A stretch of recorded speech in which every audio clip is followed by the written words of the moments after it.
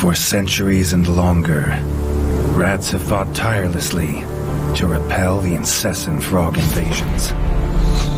Peace was only ever short-lived, until finally a young monarch rose to power. King Rattus, first of his name, unified the rat kingdoms under one rule, repelling Greenwort and his kind back to the putrid swamps from whence they came. Crops prospered, families flourished, and a magnificent Crimson Keep climbed ever higher toward the sky. But as time passed, King Rattus the Savior grew old, and the kingdom vulnerable once more.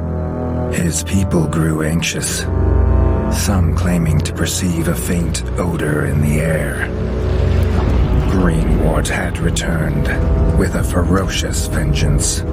Amassing an army of unfathomable scale, he burned everything in his path towards the Crimson Keep. King Rattus gazed down upon his withered claws, barely able to hold the crown. He had little hope wielding a sword, so it was decided the crown should pass to Whiskers New. Arise, young prince, for the kingdom needs a hero. And so, your tale begins.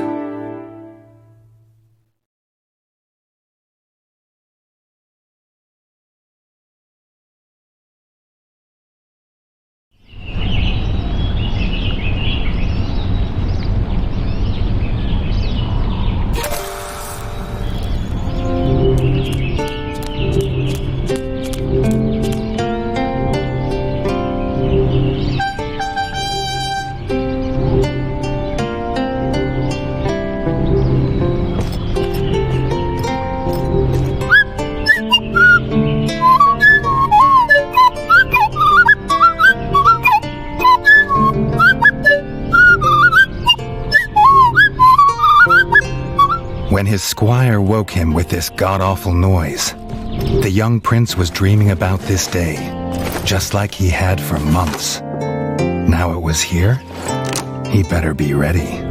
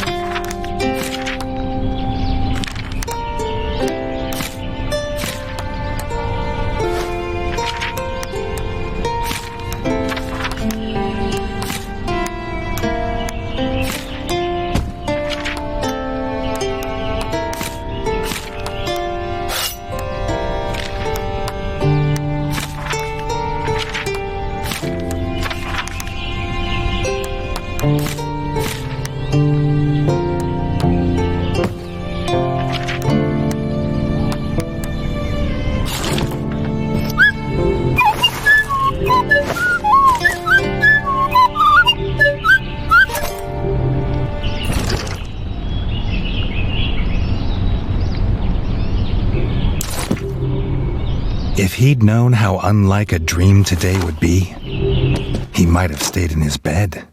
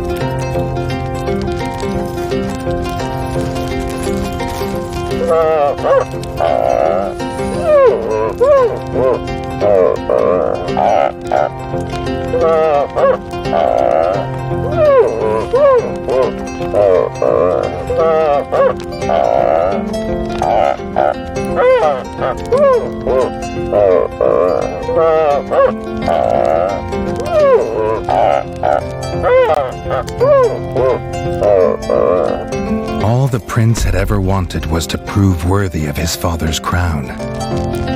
He might be the smallest brother, but if he was prepared, he thought he had some small chance.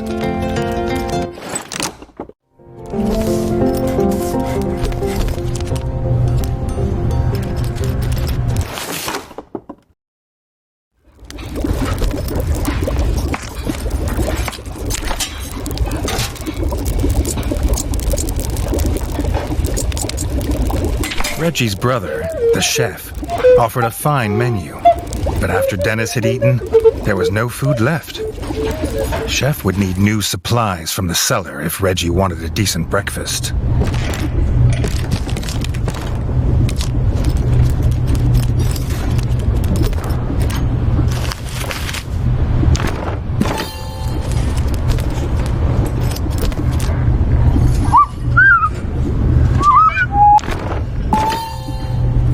The bard had found the last of the summer raspberries in the bare basement. The bard was quick to offer one, even though they weren't his.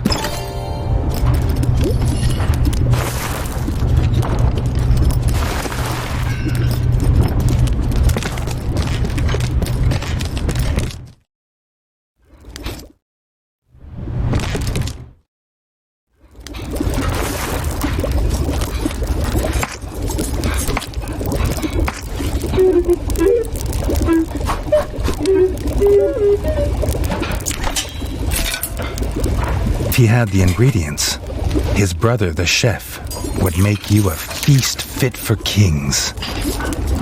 Or so he says. Reggie only ever gets his brother Dennis's leftovers, so he wouldn't know.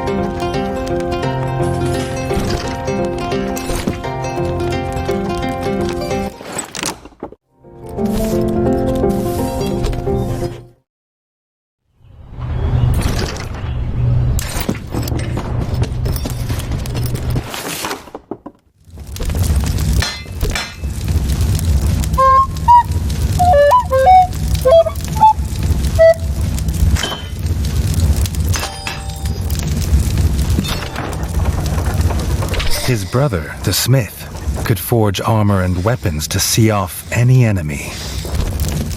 He'd make some for Reggie, if the young prince could find blueprints for a rat of his stature.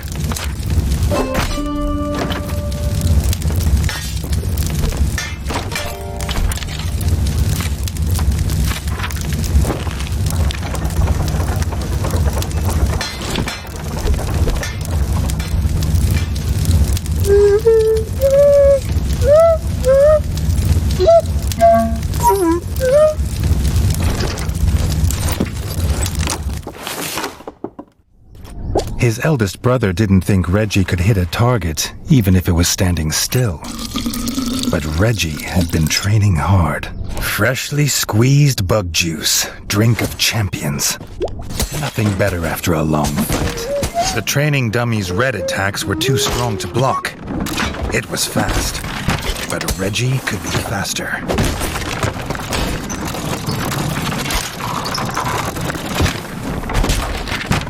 Not even Reggie could dodge the dummy's yellow attacks.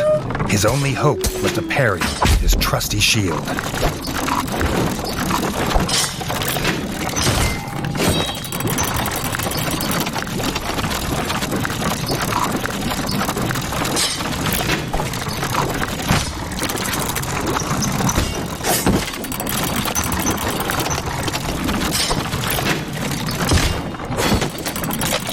The dummy's final attack shook the ground. Reggie would need to dodge to remain unscathed.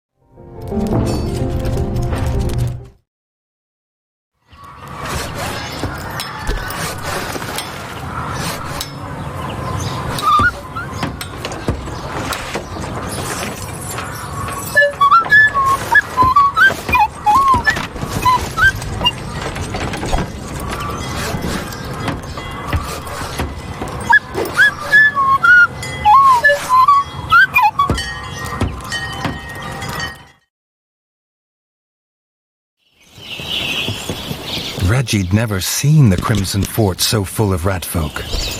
The whole kingdom was there. Some even cheered for him. But the king had let his eldest brother lead the procession.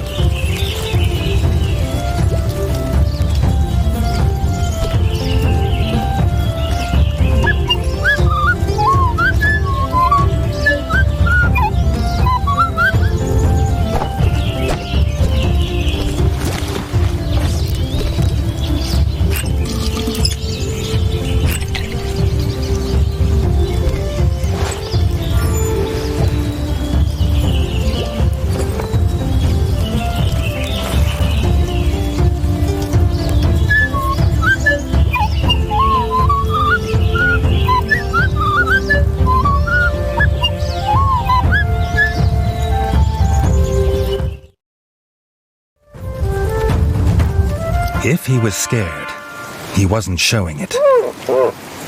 He was going to show all of them what he was made of. If nothing else, this would be no easy win for Dennis.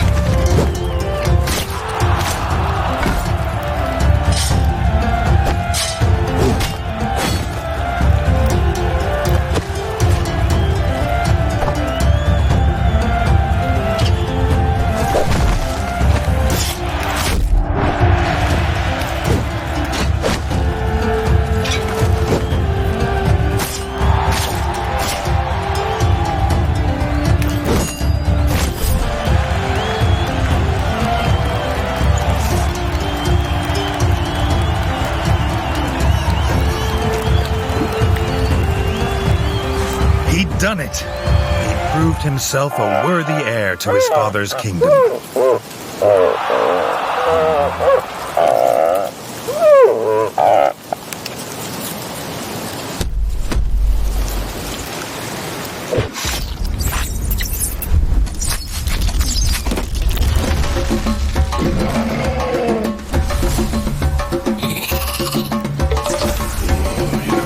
His dream was about to come apart.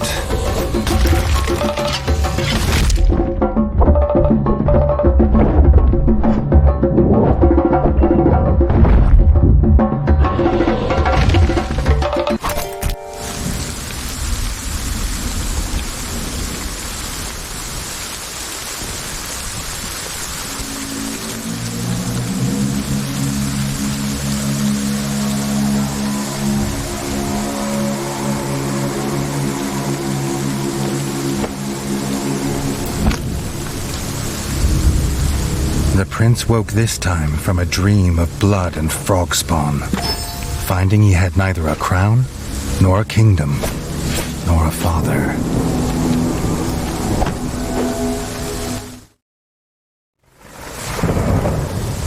He needed a place to recover, somewhere to make a plan.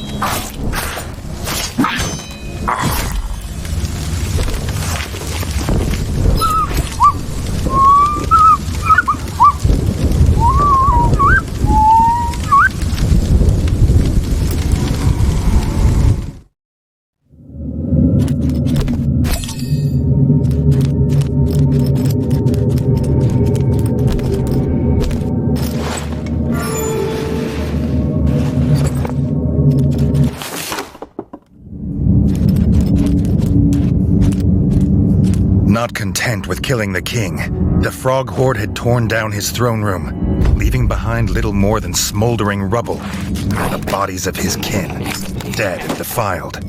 Reggie had never seen such evil, or felt such rage.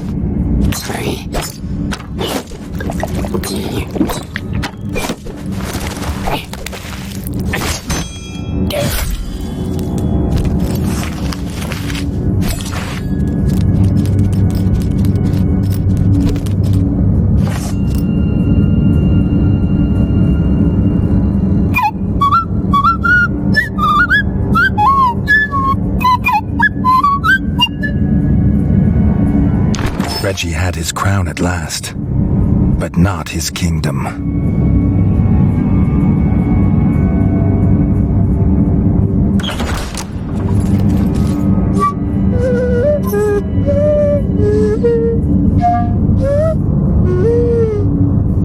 Dennis had returned, but shamefaced. Drunk from drowning his sorrows in the village, he couldn't hold back the frogs there, or stop them taking their brother, the chef.